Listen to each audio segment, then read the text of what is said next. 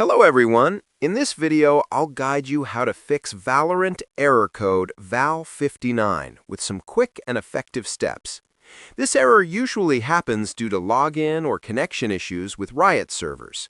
First, close Valorant and the Riot client completely from the system tray, then restart your PC to refresh everything. Next, check your internet connection and make sure it is stable, and switch networks if possible. After that, open the Riot client as administrator to avoid permission issues. Now, temporarily disable VPN, proxy, firewall, or antivirus because they can block the connection to Riot servers. Also, open services on your PC and make sure the VGC service is running properly. If not, start it and set it to automatic. If the issue still continues, log out of your Riot account and log back in to refresh your session.